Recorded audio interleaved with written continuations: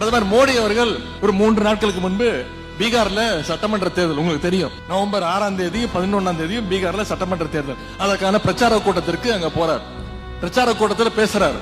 என்ன பேசுறாரு? ஒட்டுமொத்த இந்திய மாநிலங்களுக்கும் தான் பிரதமர் என்பதை மறந்து தமிழ்நாட்டு மக்களுக்கு எதிரான அவதூறுகளை அங்க போய் பரப்பிட்டு இருக்கிறார். தமிழ்நாட்டுல பீகார் தொழிலாளர்கள் தொடர்ந்து துன்புறுத்தப்படுறாங்க அப்படின்னு பிரதமர் மோடி அவர்கள் பீகார்ல போய் சொல்றாரு.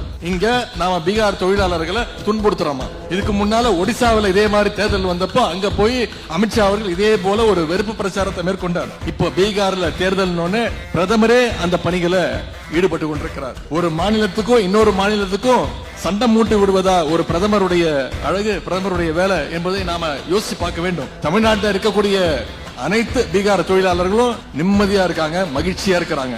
இத நான் சொல்லல. பீகார்ல இருந்து இங்க வந்து பல வருஷமா இருக்கக்கூடிய தொழிலாளர்களே இன்னைக்கு ஊடகங்கள் மூலமா பேட்டி கொடுத்துட்டு இருக்காங்க. எனக்கு தெரிஞ்சு பீகார்ல இருந்து ஒருத்தர் வந்து இங்க தன்னுடைய நிம்மதியெல்லாம் தொலைச்சிட்டு இருக்காருன்னா அது ஒரே ஒருத்தர் தான். அது யாருன்னு உங்களுக்கு தெரியும். நம்முடைய ஆளுநர் அவர் மட்டும்தான். ஆனா அந்த ஆளுநரை கூட நம்முடைய தமிழ்நாடு முதலமைச்சர், நம்முடைய தலைவர் அவர்கள் வீட்டுக்கு மீண்டும் பீகாருக்கு அனுப்ப முயற்சிக்கல. தலைவர் தயவு செய்து கோரிக்கை வச்சிருக்கிறார்.